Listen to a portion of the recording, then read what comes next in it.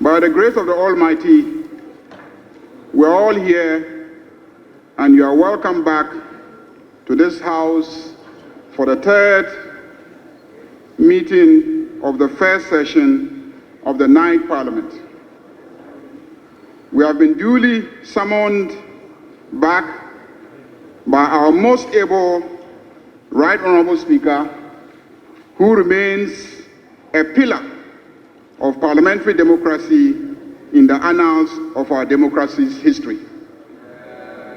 We continue to thank you, Mr. Speaker, for your continued defense of the independence and autonomy of this House as a coordinate branch of government.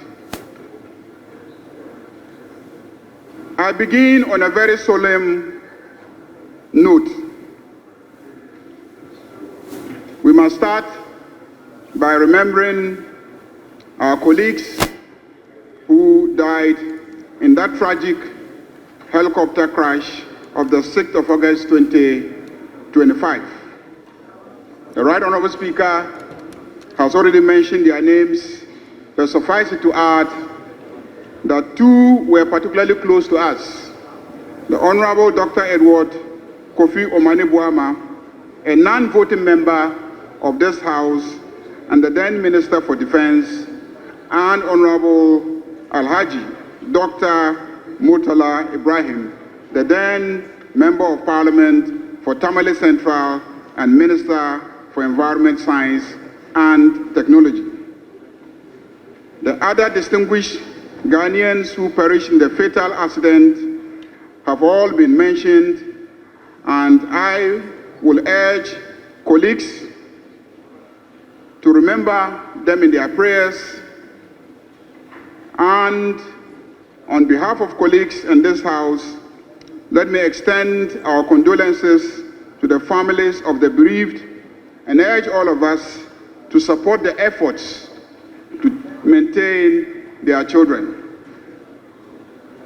A minute of silence has already been observed in remembrance of our colleagues. Let me thank this House for that. Right Honourable Speaker, this loss occasioned a by-election in the Tamale South, and in addition to an earlier loss of our colleague, which also occasioned another by-election in Akwatia. Mr. Speaker, in the two by-elections, the National Democratic Congress, the NDC party, won the elections.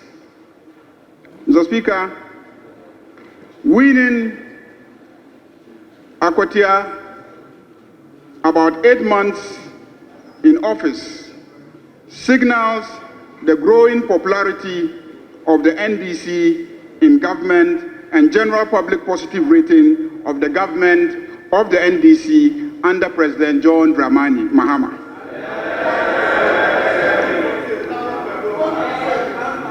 Mr. Speaker, with these two elections and the one that took place in Ablekuma, this House is now fully constituted. The independent members of this House remain 4. The NPP, which previously had a micro-minority of 88, has had its number shrink further to 87. Mr. Speaker, I believe they are no longer a micro-minority, but a minuscule minority. Mr. Speaker,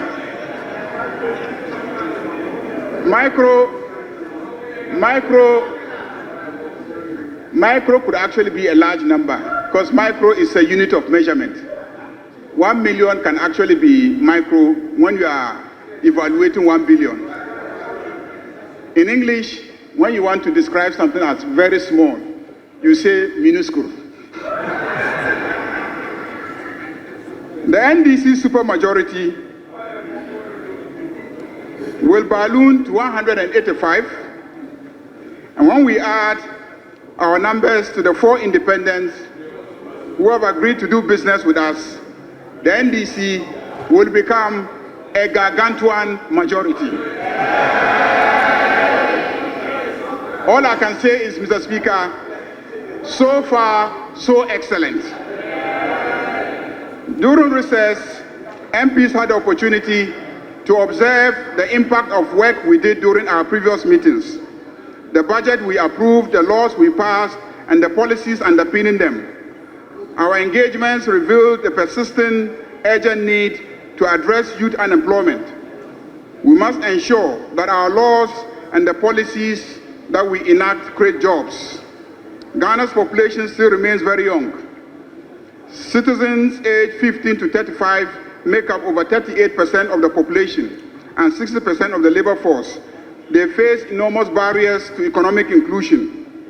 Indeed, they want jobs.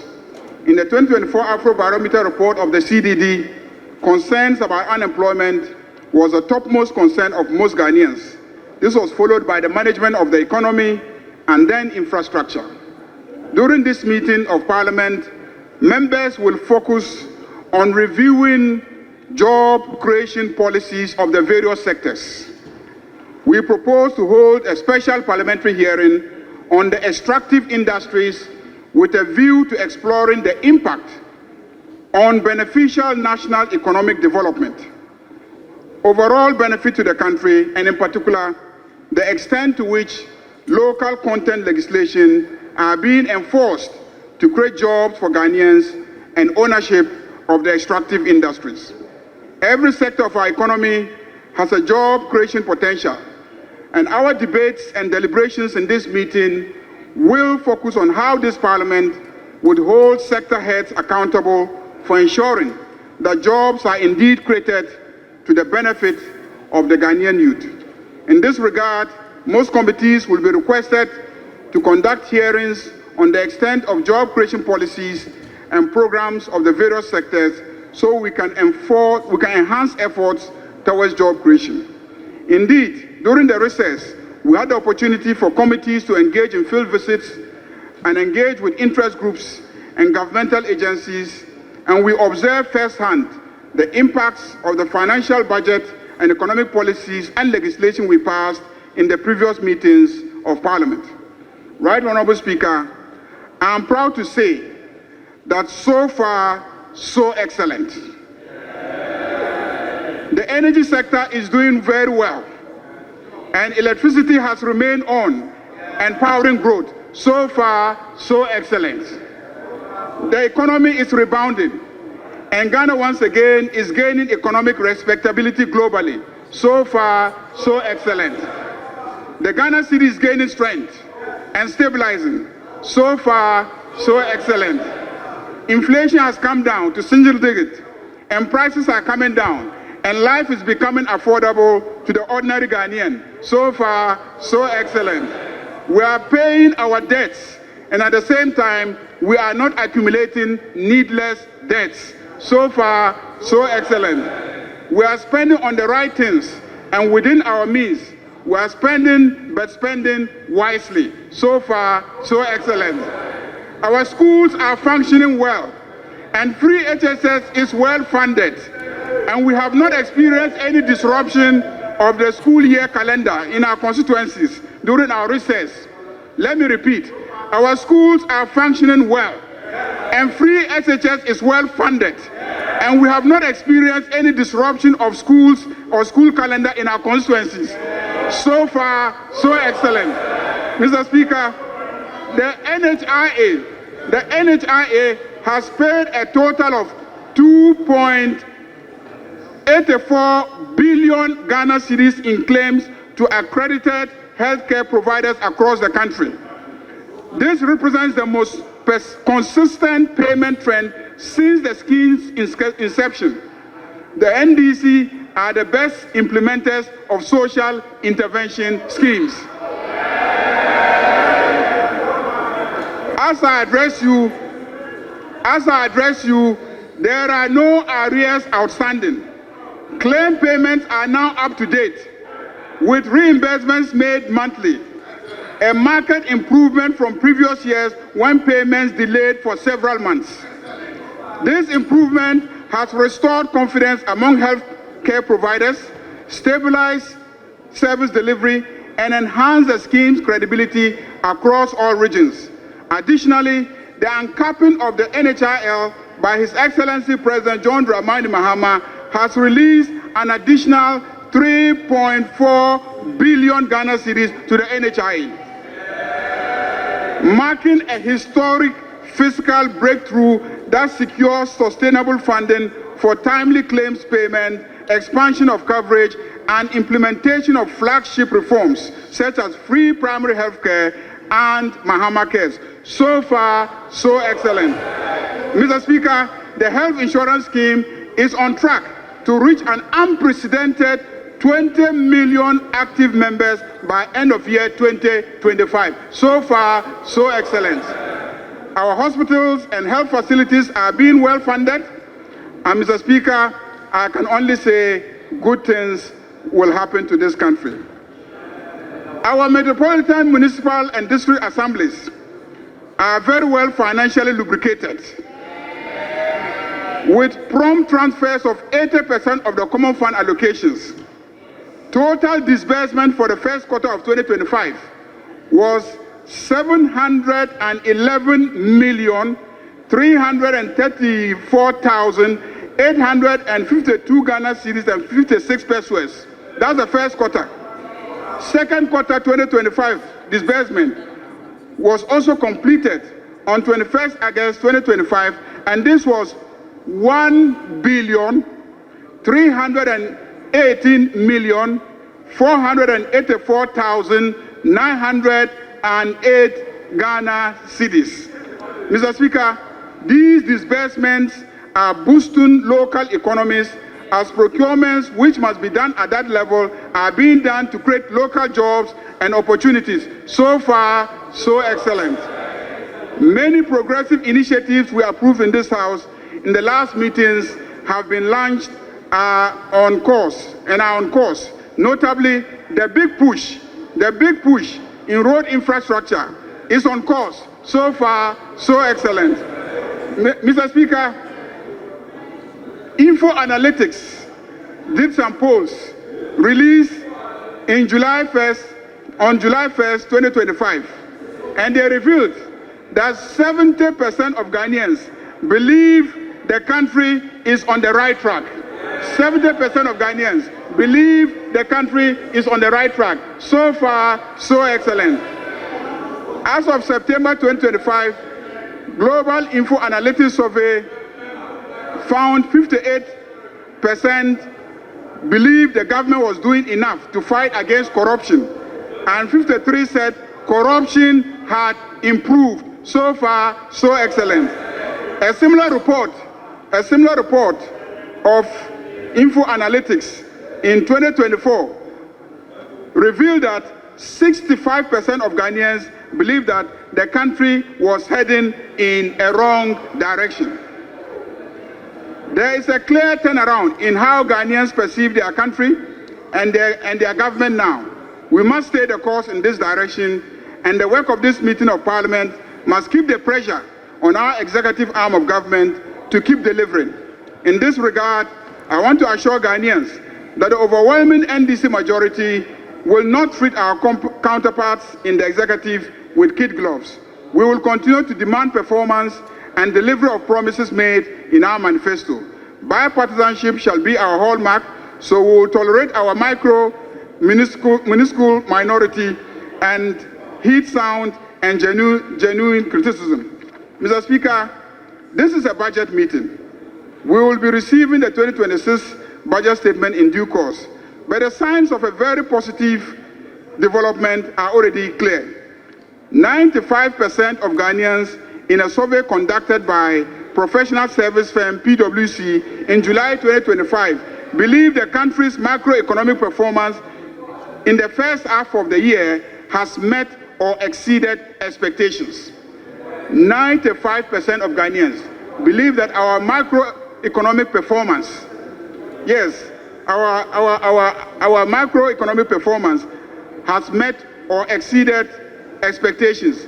Indeed, even members of the MPP cannot deny the fact that the indicators are looking very, very good. So far, so excellent. Mr. Speaker, we in the NDC are governing well. The President of Imani, Franklin Kujo, on July 5th, 2025, strongly endorsed President John Dramani Mahama's recent decision to scrap fuel allowances and allocations for all political appointees, describing it as a wonderful initiative. So many wonderful initiatives that should be codified into law to prevent future reversals. So far, so excellent. On October 10th, 2025, the IMF stated that Ghana's economy is rebounding faster than anticipated, with macroeconomic stabilization taking root, following a strong performance in the first half of 2025, underpinned by strong services activity, agricultural output, and others. So far, so excellent. The IMF has also lauded Ghana on recent stabilization of the city, noting that the development signals improvement in the country's economic fundamentals, renewed policy credibility, and investor confidence. So far, so excellent. On May 7, 2025, Bloomberg rated the Ghana cedi as the best performing currency in the second quarter. Bloomberg rated the Ghana cedi as the best performing currency in the second quarter. So far, so excellent. The positive endorsement of policies and programs this House approved keep coming locally and internationally. During a high-level meeting in Washington, D.C., the African Development Bank President, Dr. Sidi Ulta, described the Gold Board under the new President John Dramani Mahama-led administration as a timely innovation that aligns with the African Development Bank's efforts to promote responsible resource management and fiscal sustainability. So far, so excellent.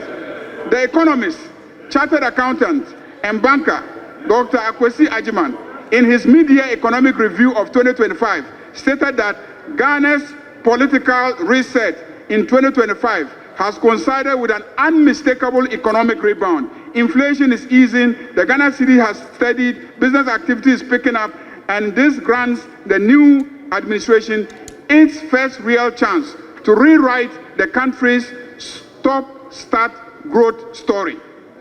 Mr. Speaker, to cap it all, Mr. Speaker, we are going to the World Cup in America.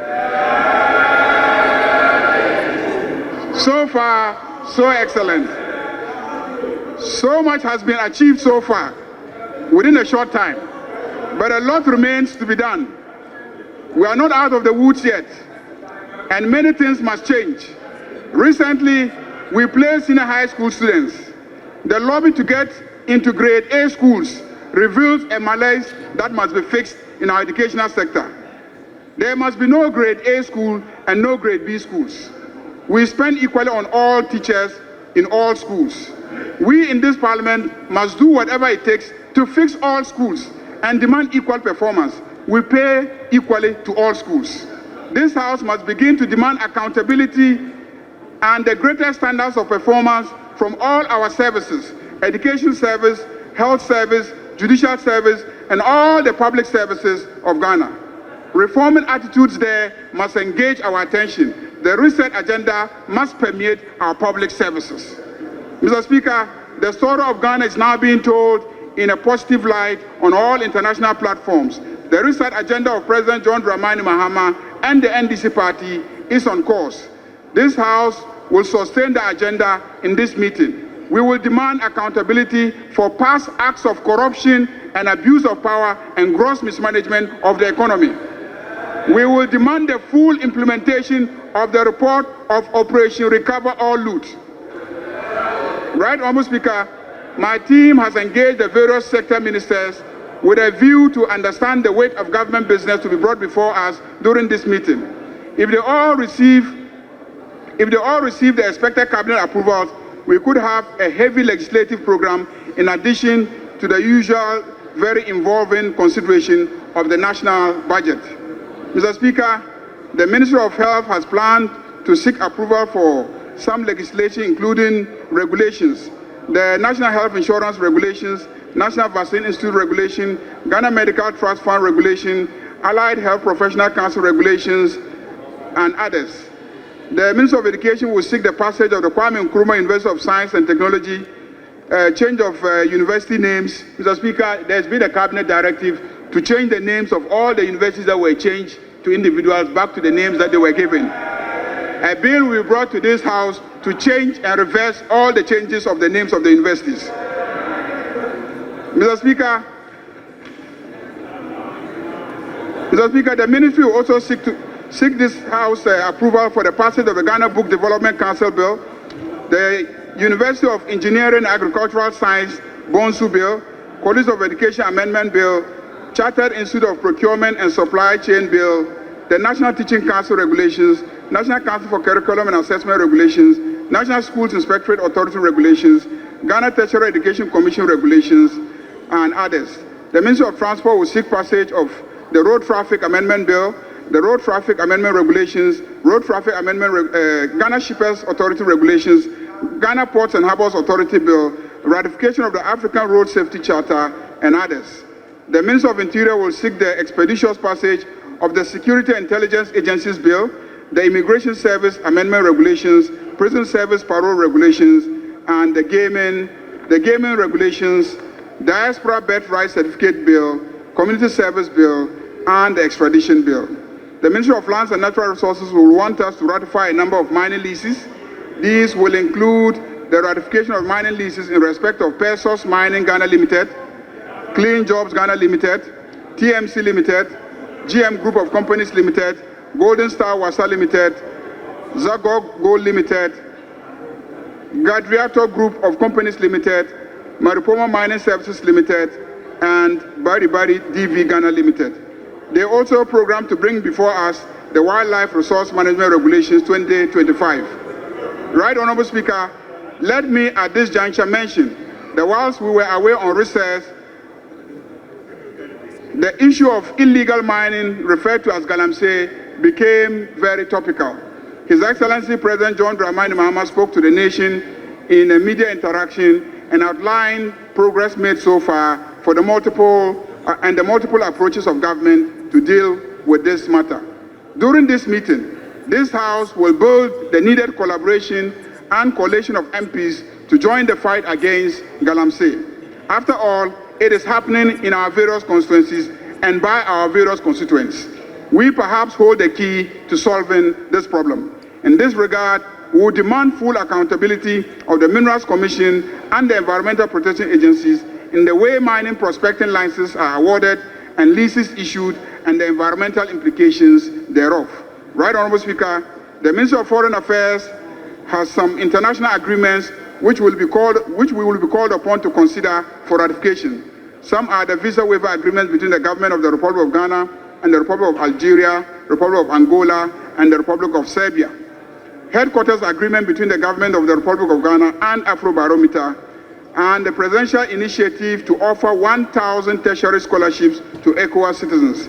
Waiver of import duties and other taxes on vehicles for foreign service officers and analogous appointees, establishment and implementation of Ghana Diaspora Bond Program, and membership in the Brazil, Russia, India, China, and South Africa Alliance. That's the BRICS Alliance. Let me mention that the issue of the need for parliamentary ratification of the agreement with the United States to receive ECOWAS citizens being repatriated back to the sub-region has been widely debated. If the appropriate legal advice to this House is that we should ratify it, we will consider so. But I can say with authority that the majority approves of the arrangement and highly commends government for negotiating the removal of the U.S. visa restrictions on Ghanaians. Given our business and social ties with America, these restrictions were going to be extremely burdensome to many Ghanaian businesses and families. The Ministry of Land, Local Government, Chieftaincy, and Religious Affairs will seek the passage of the Local Governance Amendment Bill, Coastal Development Authority Repeal Bill, Middle Belt Development Authority Repeal Bill, and the program that the Ministry of Energy and Green Transition include the ratification and passage of National Petroleum Authority Bill, ratification of petroleum agreements in respect of Block GHB 01 involving the Government of Ghana, GNPC, GNPC Exploco, and TriStar Upstream Oil and Gas Limited. They will also seek the passage of the Nuclear Power Corporation Bill and then the Renewable Energy Authority Bill and the establishment of the Ghana Energy Regulatory Commission.